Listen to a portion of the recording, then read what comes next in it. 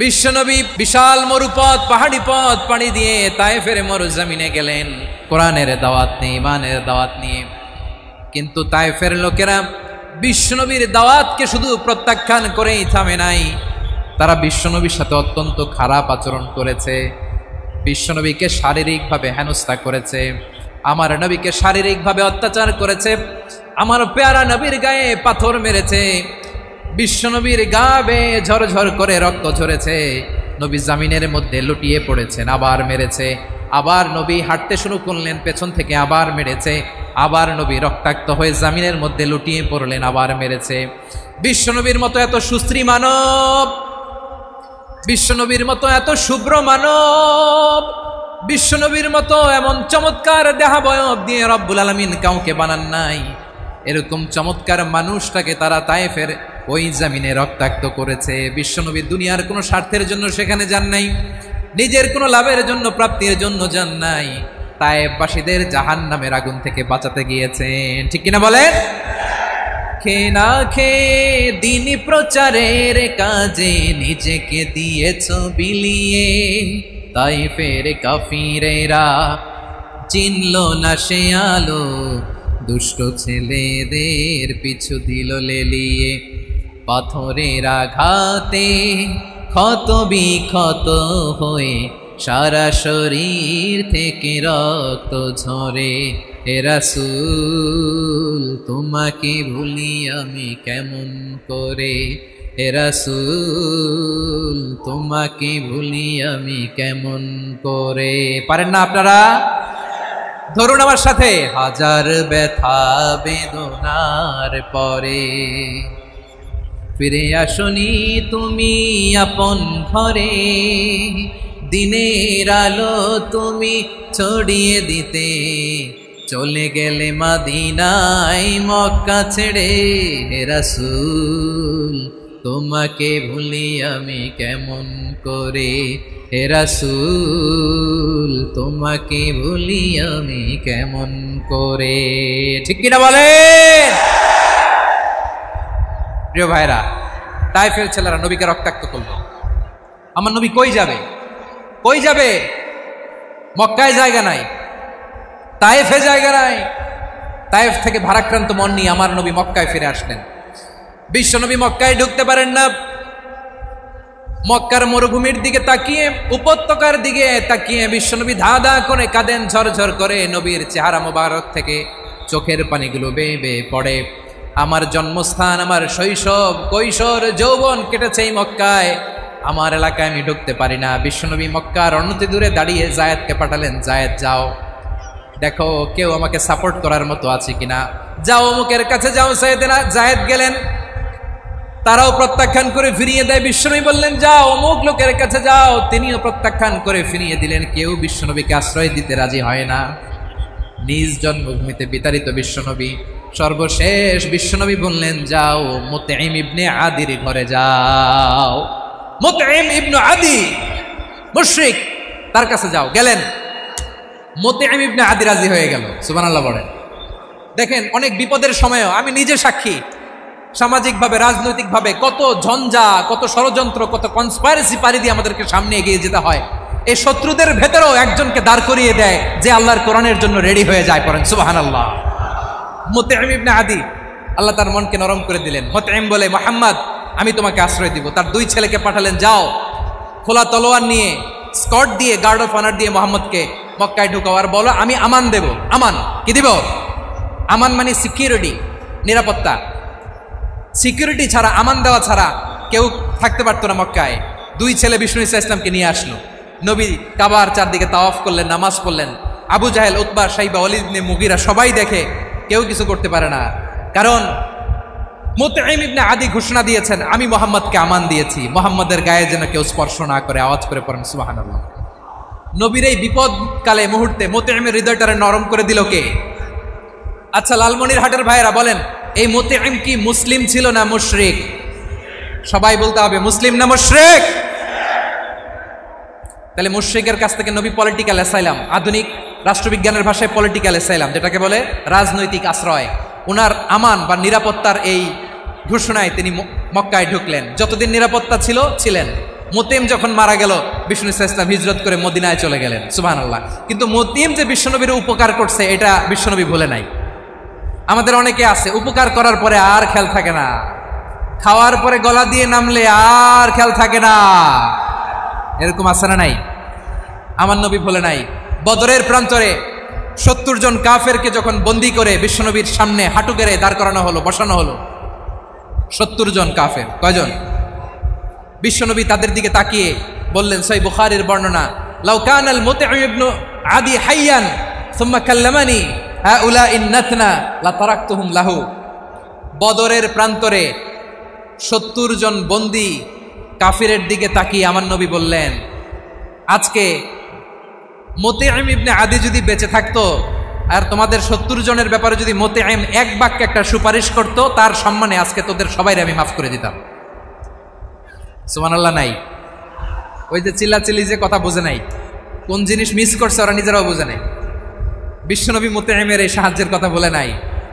70 জন মুশরিক হাঁটু গেড়ে বসা, নবী চাইলে এখনই এক্সিকিউশন অর্ডার দিতে পারে। তিনি বললেন, আজকে যদি মুতঈম বেঁচে থাকতো আর মুতঈম যদি তোদের জন্য সুপারিশ করতে, এই আবর্জনাগুলোর ব্যাপারে সুপারিশ করতে, আমি মুহূর্তেই তোদেরকে এমনি মাফ করে দিতাম। এবার বলেন, ইসলাম কি ন্যারো মাইন্ডেড না ব্রড মাইন্ডেড? শুধু তাই নয়, যাকে যে সম্মান দেয়ার আমার নবী দিতেন, হোক আস্তিক হোক নাস্তিক, হোক মুসলিম হোক অমুসলিম। বিষ্ণু ইসলাম যখন রোমান সম্রাটের কাছে চিঠি লিখেছেন, আমার প্রিয় লালমনির হাটের ভাইরা, অল্প কয়েক মিনিট কয়েকটা জরুরি কথা বলবো, এদিকে তাকান, এদিকে তাকান। রোমান সম্রাটের কাছে বিশ্বনবী যখন চিঠি লিখলেন মিন মুহাম্মদ রাসূলিল্লাহ ইলা হিরাকলা আযীমির রোম, মুহাম্মদের পক্ষ থেকে হিরাক্লিয়াসের কাছে, যিনি হচ্ছেন আযীমির রোম। এটা নবী নিজ থেকে বানায় লেখছেন অতিরিক্ত সম্মান দিয়ে। কোন রাষ্ট্রপ্রধান যখন আসে তাদেরকে আমরা কি বলি জানেন? তার নামের শেষে HE এটা লিখতে হয়, H.E. মানে হিজ এক্সেলেন্সি। কি লেখে? হিজ এক্সেলেন্টি, অথবা ইউর হাইনেস, ইউর ম্যাজেস্টি। দেখেন, বিশ্বনবী সাল্লাল্লাহু আলাইহি ওয়াসাল্লাম সব নবীদেরও নবী, তিনি একজন মুশরিক খ্রিস্টান সম্রাট রোমান সম্রাটের কাছে চিঠি লিখতে যায়, লিখতেছে ইলা হিরাকলা আযীমির রোম, হিরাক্লিয়াসের কাছে আমার চিঠি, যিনি রোমের আযীম, হিজ হাইনেস, মানে রোমের অনেক সম্মানিত এক বাহাদুর। আওয়াজ করে বলেন সুবহানাল্লাহ। তার মানে যাকে যে সম্মান দেয়ার এটা বিশ্বনবী দিতেন। এমনকি যেই ইহুদিরা ভালো ছিল, এই ইহুদিদেরও প্রশংসা করেছেন বিশ্বনবী মুহাম্মদুর রাসূলুল্লাহ সাল্লাল্লাহু আলাইহি ওয়াসাল্লাম। এক ইহুদির প্রশংসা করেছেন বিশ্বনবী। ইহুদির কার? আমি তো আমার ভাইয়ের প্রশংসা করি না, আমি তো এক আলেম আরেক আলেমরে স্পেস দেই না, আমি তো এক দায়ী আরেক দায়ীর সাথে বসতে চাই না। আমার নবী ইহুদির প্রশংসা করে। কার প্রশংসা? ওই ইহুদির নাম ছিল মুখাইরেক, সিরাত গ্রন্থ ঘাটলে পাবেন।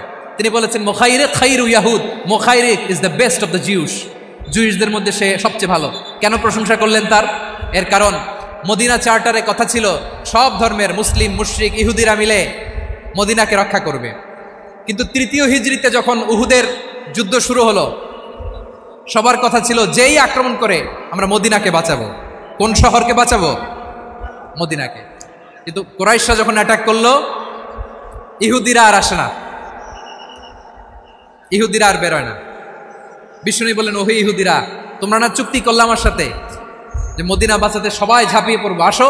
একটা ইহুদিও বেরোয় না, কেউ আসে নাই সেদিন, একজন ছাড়া। তার নাম মুখাইরেক। তার নাম কি? মুখাইরেক বাহাদুরের মতো ঘোড়সাওয়ার হয়ে বেরিয়ে গেলেন এবং বললেন, গোটা ইহুদি সাম্রাজ্যের একজনও যদি না আসে, আমি মুখাইরেককে কেউ ঘরে আটকে রাখতে পারবে না। বেরিয়ে আসলেন, এসে বললেন, আমি মুহাম্মদের পক্ষে যুদ্ধ করব, আমি মারা গেলে আমার সম্পদ আমার উত্তরাধিকারীরা পাবে না, আমার সম্পদ তোমরা মুহাম্মদকে দিয়ে দিবা। সুবহানাল্লাহ বলেন। উহুদের ময়দানে 70 জন মুসলমান শহীদ হলো। এই ইহুদি সেও মুসলমানের পক্ষে যুদ্ধ করে নিহত হলো। সুবহানাল্লাহ বলেন। মুসলিমদের লাশ যখন নিয়ে আসা হলো, এই মুখাইরিকের লাশও নিয়ে আসা হলো। মুসলিমদের লাশের পাশে মুখাইরিকের লাশ দেখে বিশ্বনবী মুখাইরিকের প্রতি অনেক খুশি হলেন। আর বিশ্বনবী খুশি হয়ে বললেন, মুখাইরিক খায়রু ইয়াহুদ, মুখাইরিক যদিও তুমি ইহুদি, তারপরে তুমি সব ইহুদিদের মধ্যে সেরা ইহুদি। পড়েন সুবহানাল্লাহ। আমার নবী ইহুদিকেও সম্মান দিতে কার্পণ্য করে নাই। আওয়াজ করে বলেন আল্লাহু আকবার। প্রিয় ভাইরা, এবার সর্বশেষ আওয়াজ করে বলেন, ইসলাম কি ন্যারো মাইন্ডেড নাকি ব্রড মাইন্ডেড? সবাই বলেন ন্যারো মাইন্ডেড না ব্রড মাইন্ডেড? এজন্য অমুসলিম হইলেই তারা আমাদের শত্রু নয়। শত্রু কারা? এই লালমনিরহাটের ভাইরা শোনেন, শত্রু কারা? যে সমস্ত অমুসলিম আমাদেরকে নিশ্চিহ্ন করে দিতে চায়, যে সমস্ত অমুসলিম আমাদের ভূখণ্ড থেকে আমাদেরকে তাড়িয়ে দিতে চায়, যে সমস্ত অমুসলিম আমার ধর্ম নিয়ে তুচ্ছতাচ্ছিল্য করে চিল্লায় বলেন ঠিক কিনা, তারা আমাদের শত্রু। সাধারণ অমুসলিমরা আমার শত্রু নয়। এই যে হিন্দুরা থাকে এরা আমার ভাই, বৌদ্ধরা আমার ভাই, খ্রিস্টানরা আমার ভাই, ইহুদিরা আমার ভাই। তারা দিনই ভাই নয়, তারা মায়ের পেটের ভাই নয়, তারা মানবিক দিক থেকে ভাই। ও মানুষ, আমিও মানুষ, ইসলাম মানুষকে সম্মান করে চিল্লায় বলো ঠিক কিনা। যারা আমাদের অস্তিত্বকে নিশ্চিহ্ন করতে চায়, যারা আমাদের ভূখণ্ডকে দখল করতে চায়, যারা আমাদেরকে নিয়ে মকারি করে, ফান করে, টিটকারি করে, আমার ধর্ম নিয়ে খেলা করে, তাচ্ছিল্য করে, ওদের বিরুদ্ধে আমাদের জিহাদ। সাধারণ মুসলিম আমাদের শত্রু নয়। আপনি জানেন নিউ ইয়র্কে, আমি তো নিউ ইয়র্কে ছিলাম অনেকদিন, ওখানে ফিলিস্তিনিদের পক্ষে যখন আমরা মিছিল করেছি, অনেক ইহুদি আমাদের সাথে মিছিলে দাঁড়িয়েছে। কারণ ওরাও জানে এই ভূখণ্ড ফিলিস্তিনিদের ভূখণ্ড। আওয়াজ করে বলো লালমনিরহাট ঠিক কিনা। ইসরায়েলের রাজধানী খোদ তেল আবিবে অনেক ইহুদিরা বেঞ্জামিন নেতানিয়াহু তার বিরুদ্ধে মিছিল করেছে। তো তারা কি আমাদের শত্রু? না। অনেক খ্রিস্টান আমাদের সাথে আমাদের স্বার্থ রক্ষায় আমাদের পাশে দাঁড়িয়েছে। খেয়াল রাখবেন, হিন্দু আর হিন্দুত্ববাদ এক নয়, ইহুদি ধর্ম আর জায়নিজম এক নয়। জায়নিজমের বিরুদ্ধে আমাদের সংগ্রাম, আমাদের জেহাদ, চিল্লায় বলেন ঠিক কিনা। এই যে ফিলিস্তিনের ভাইরা, তারা তাদের স্বাধীনতা সংগ্রামের জন্য লড়াই করছে, করে যাচ্ছে, আমরা এটাকে সমর্থন জানাই, চিল্লায় বলো ঠিক কিনা। কাশ্মীরের ভাইরা স্বাধীনতার জন্য সংগ্রাম করছে, আমরা সেই সংগ্রামকে সমর্থন জানাই, আওয়াজ করে বলো ঠিক কিনা। যারাই আমাদের ইসলামকে নিশ্চিহ্ন করতে চায় তাদের বিরুদ্ধে আমাদের সংগ্রাম, আওয়াজ করে বলতে হবে ঠিক কিনা। ওই সমস্ত দুর্বৃত্তদের সাথে আমাদের কোনো সম্পর্ক নাই। আমরা যদি ঐক্যবদ্ধ থাকতে পারি, ওই দুর্বৃত্তরা চান্স পাবে না। আমরা ঐক্যবদ্ধ থাকতে রাজি আছি। লালমনিরহাটের ভাইরা, আমরা ঐক্যবদ্ধ থাকলে ওই দুর্বৃত্তদের কালো হাত ভেঙে দিতে আমাদের সময় লাগবে না।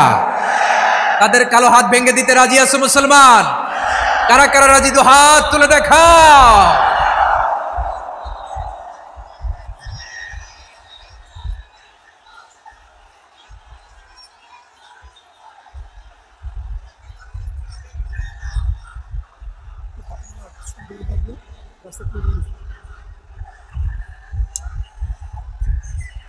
আমার প্রাণ প্রিয় লালমনিরহাটের ভাইরা, শত্রু কাফের আর অশত্রু কাফেরের মধ্যে পার্থক্য আছে না নাই?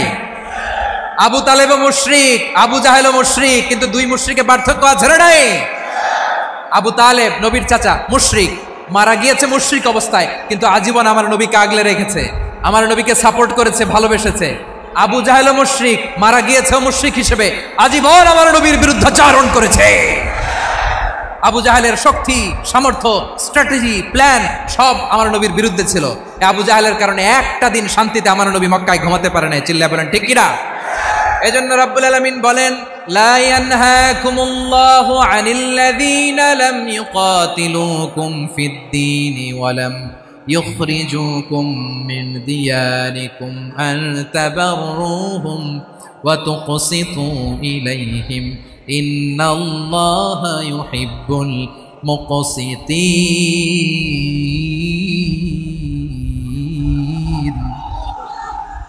আল্লাহ বলে, গোলামেরা শোনো শোনো, যে সমস্ত অমুসলিম তোমাদের সাথে ধর্মযুদ্ধে লিপ্ত হয় না, তোমাদের বিরুদ্ধে যে সমস্ত অমুসলিম অস্ত্র ধরে না, যে সমস্ত অমুসলিম তোমাদেরকে তোমাদের জন্মস্থান থেকে, ভূখণ্ড থেকে তাড়িয়ে দেয় না, তাদের সাথে ভালো আচরণ করতে আমি আল্লাহ নিষেধ করি নাই। তাদের সাথে সদাচরণে কোনো নিষেধাজ্ঞা নাই, বরং তাদের সাথে সদাচরণ করো, এটাই আমি আল্লাহ চাই। তাহলে আমার যে অমুসলিমরা আমাদের সাথে শত্রুতা করে না, তুচ্ছতাচ্ছিল্য করে না, আমাদের ভূমি থেকে আমাদেরকে উচ্ছেদ করতে চায় না, আমাদের বিরুদ্ধে অস্ত্র ধরে না, ওই অমুসলিম ভাইদের সাথে আমাদের কোনো দ্বন্দ্ব আছে? কোনো বিরোধ আছে? বরং আছে ভালোবাসা। বরং আছে কি? এই ভালোবাসা দিয়ে আমরা বিশ্ব জয় করবো। রাজি আছো মুসলমান? আমাদের পুঁজি ভালোবাসা।